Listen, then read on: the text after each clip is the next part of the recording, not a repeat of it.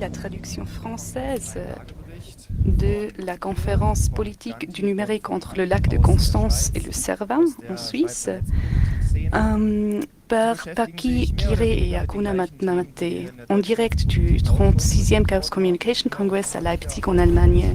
Toutes les conférences sont traduites de l'allemand vers l'anglais et vice-versa, ainsi que dans une seconde langue, en l'occurrence le français.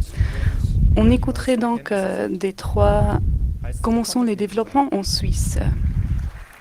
Nous leur donnons la bienvenue.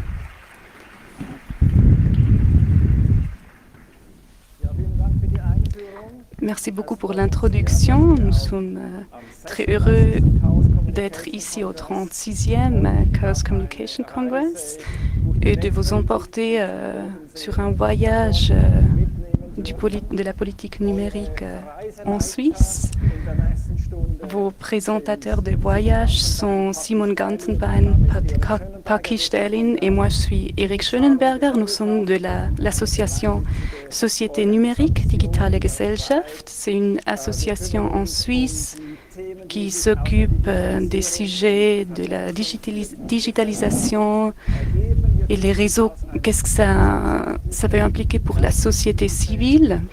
C'est donc une perspective de la société civile que nous suivons et nous sommes une association de différentes organisations en Suisse qui s'occupent de la politique numérique. On va commencer notre voyage et je donne la parole à Paki. Merci beaucoup. Nous commençons notre voyage dans la 8e ville, pas de notre pays, sinon à Vancouver. Quelques-uns sauront de quoi on va parler, de la votation électronique, du vote électronique. L'année dernière, on a dû vous parler qu'un des systèmes pour le vote électronique ne va pas être suivi parce que c'était trop cher. Mais il y a aussi il faut comme une certification, par exemple. Donc, c'est des nouvelles réquisites pour la nouvelle génération pour le vote électronique. Il y a une entreprise en Espagne qui présente Skipl, qui donne beaucoup de différentes outils, mais ça ne marche pas toujours. Il y a eu des recherches en Suisse qui montrent que les élections au Dschungel d'Équateur n'ont pas du tout fonctionné. Les ordinateurs n'ont pas marché, les scans ont dû être comptés en Espagne. Ça marchait assez vite parce qu'il y avait des managers de Skipl qui étaient là, mais bon, ça n'a pas trop bien marché. Il y avait donc beaucoup de pression sur la Poste et sur Skipl pour que ça marche en Suisse. Ils ont essayé de prouver que le système était sûr. Donc il y avait un test public. On a dû montrer le code et on a investi 150 francs suisses. C'est pas beaucoup. Ça va coûter comme 10 ou 20 fois de plus. Donc ils ont montré le code. Il y avait comme 3 commits qui ont regardé ce code, mais il y avait, pour les personnes qui suivaient le code, il y avait, il ne devait pas publier les points faibles. Et si la Poste ne dit rien en 45 jours, depuis la dernière communication, on ne va pas montrer les points faibles. Aucune entreprise serait prête à s'investir à ce genre de conditions. Du coup, ce test on a trouvé des clones sur Internet, trouvé publiquement, le post aussi, il est sur Twitter. Donc si déjà c'est public, on ne peut pas le publier.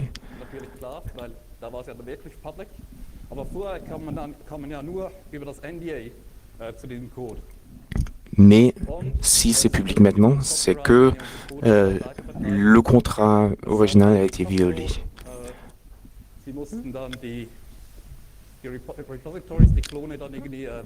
Donc GitHub a été forcé de dépublier le code original, mais à travers le leak, la publication,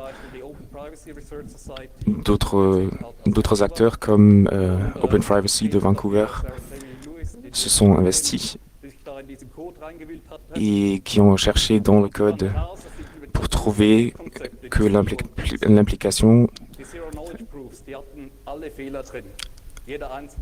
contenait toutes les erreurs. Donc toute la solution a été corrompue.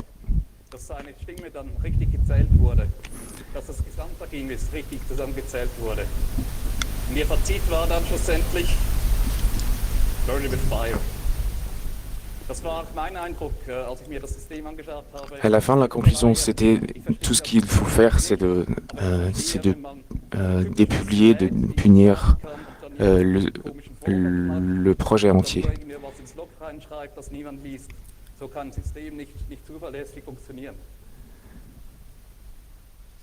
Ce système n'est pas fait pour marcher, ça ne fonctionne pas ainsi.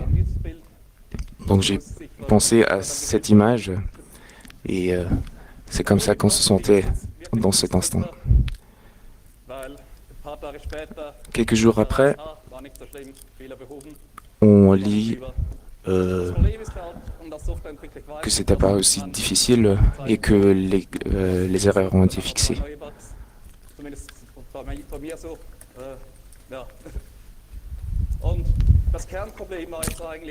Le problème essentiel, c'est que ce système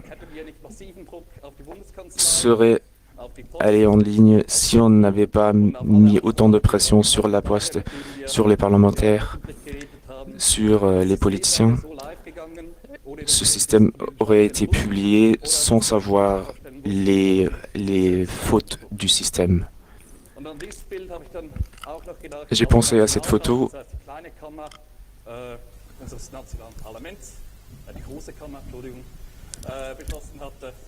quand le Parlement a décidé de publier le scrutin électronique. Donc le Conseil fédéral a décidé de ne plus traiter le vote électronique. Donc maintenant, on a une initiative pour un moratoire, un moratorium pour ne plus traiter le vote électronique, pour regarder les prochaines années, est-ce qu'il y a vraiment une base pour un système sûr. Et donc, on suivra le voyage à Berne avec Simone. Voilà, moi je vais vous emporter à Berne. On va parler vite de la EID, de l'identification numérique. Et je vous présente cette porte. Des gens qui sont engagés politiquement vont connaître cette porte. Elle paraît au Palais fédéral à Berne. Et là, on dépose les signatures pour des initiatives, des référendums. C'était une lutte pour l'identification numérique. C'est toujours une lutte. Le problème, c'est que le Conseil fédéral veut donner une identité numérique, mais ce n'est pas clair comment elle va être.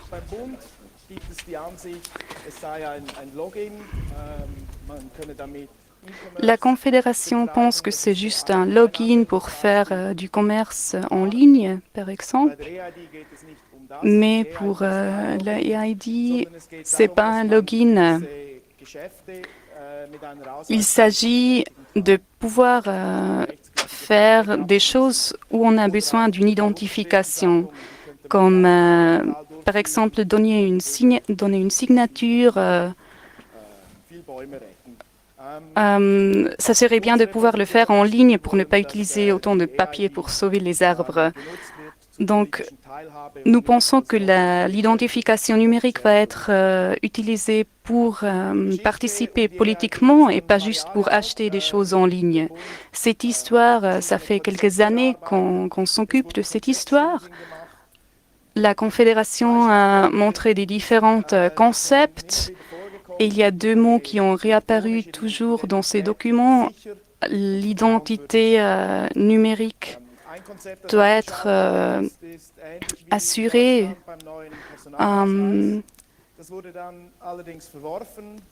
Et on a suivi un peu une idée comme en Allemagne, mais on a vu que la Confédération a vu que le meilleur, ce serait de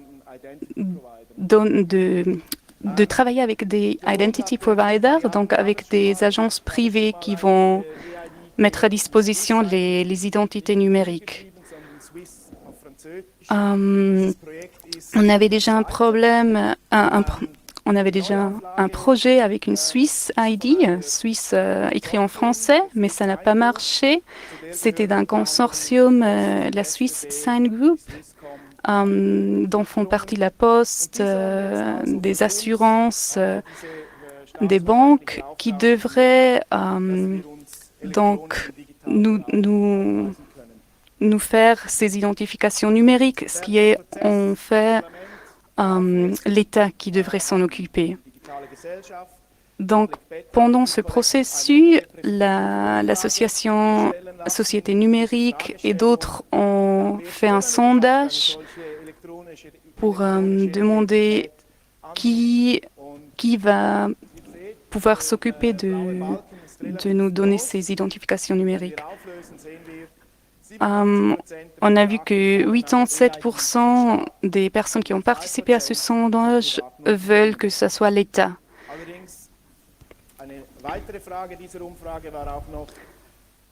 Et un autre résultat de ce sondage, une autre question, c'était est-ce que vous voulez une identité numérique?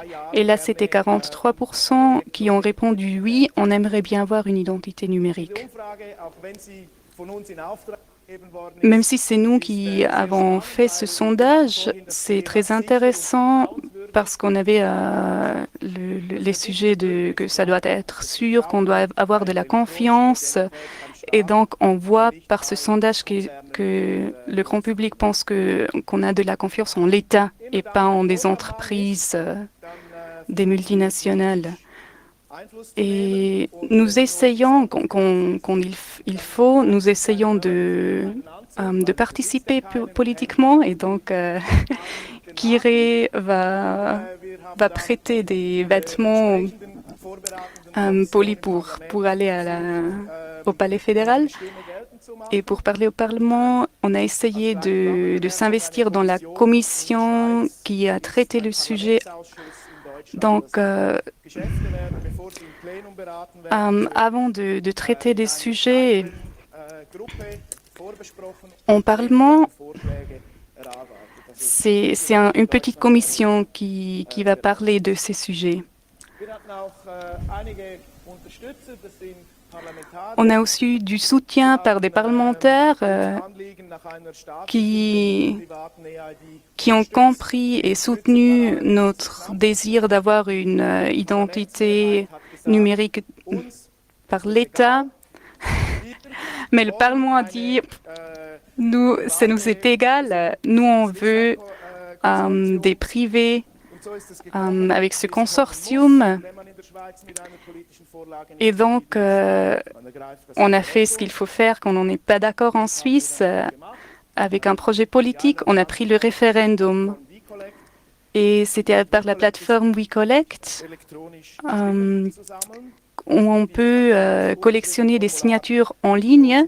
Ça veut dire qu'on peut imprimer le formulaire déjà avec l'adresse Et par ça, par WeCollect, on a eu beaucoup de signatures déjà au début. On a eu beaucoup d'informations. On a fait une campagne d'information qui a bien démarré. On a collecté beaucoup de signatures en peu de jours. Mais comme toujours, on a aussi dû faire le chemin classique. On est allé en rue pour parler aux citoyens et leur demander de soutenir notre projet, notre référendum. Il faut collectionner 50 000 signatures en 100 jours, donc c'est beaucoup de travail.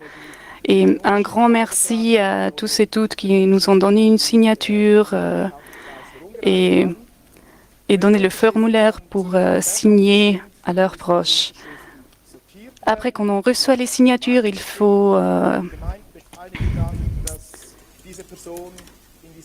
faire un triage et les donner aux communes. Et les communes vont dire oui, cette personne est vraiment de notre commune et elle peut voter. Et là, c'est beaucoup de travail. Donc, une identité numérique par l'État serait très pratique. Mais malheureusement, on n'est pas encore là. Le délai pour le référendum, c'est en janvier, le 16 janvier, et on a déjà plus de 50 000 signatures et on pense qu'on va avoir 75 000 signatures.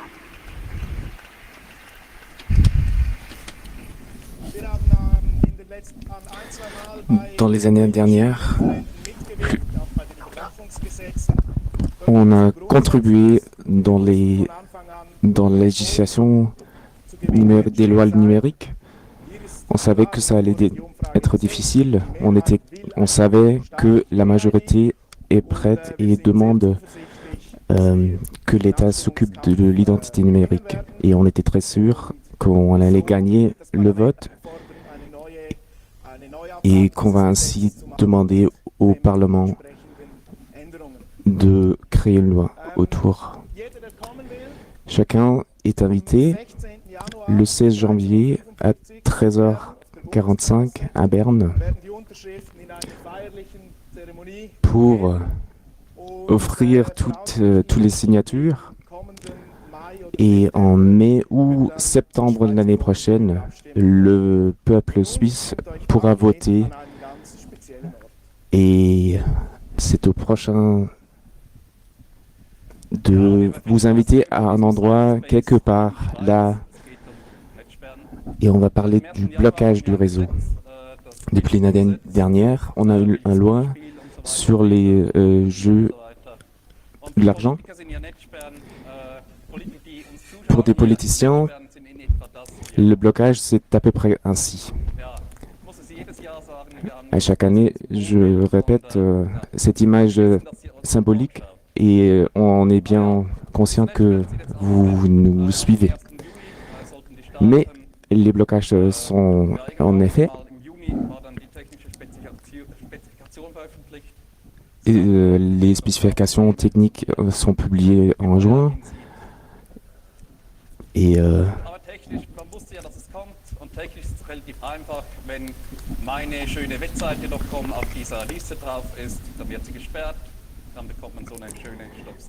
du coup, c'est le site qu'on trouve sur une sélection de sites sur Internet. Par exemple, quand on dans la partie des jeux de l'argent. Sur ces listes de verrouillage, il y a deux listes. Une liste par la commission. À gauche, on voit le nom des sites et à droite, la date à laquelle ça a été publié de ne plus afficher ces sites.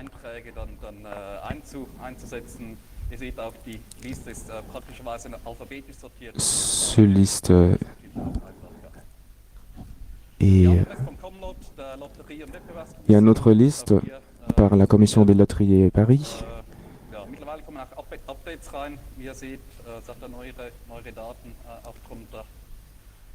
Il y a des mises à jour, il y a des dates un peu plus récentes sur ce liste. j'ai regardé ce liste et j'ai suivi un peu quels sont les sites qui ont été verrouillés, bloqués.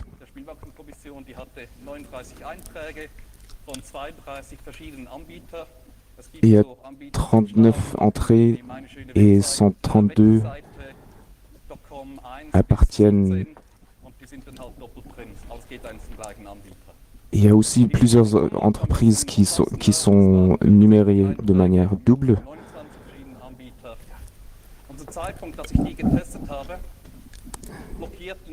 Et au moment où, quand j'ai vérifié un peu les listes, j'ai reçu soit un message que ce site a été verrouillé, 20% des sites sont bloqués, même s'il n'y a pas raison de bloquer. Ce sont les deux sites.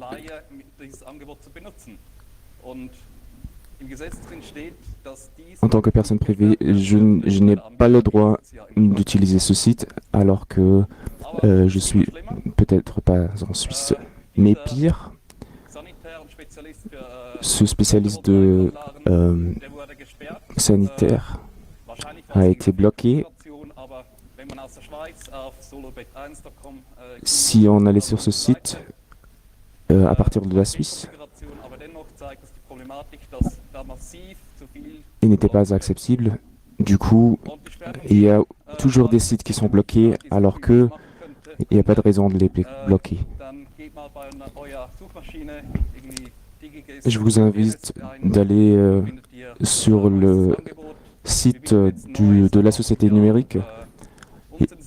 Vous pouvez vous servir d'une technologie pour contourner les blocages. On est en train de publier un rapport sur la transparence. On prendra l'Espagne pour la prochaine étape à Glarus, la neutralité du réseau.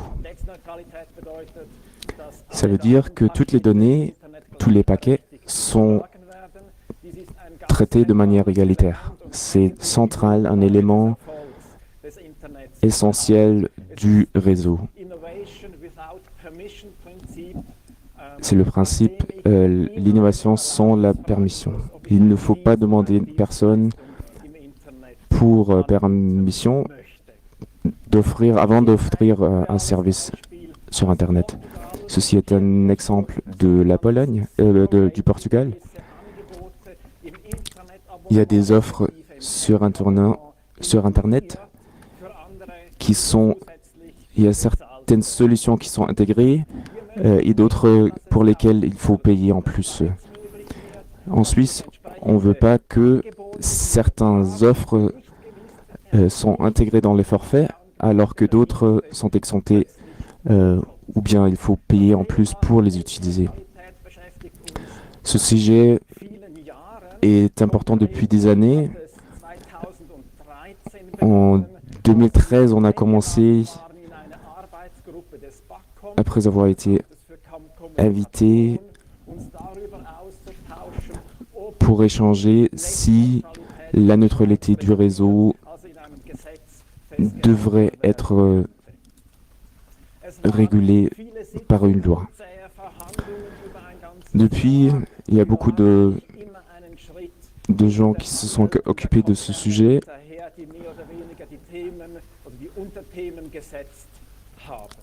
et beaucoup de discussions autour de ce sujet. Le résultat a été décevant.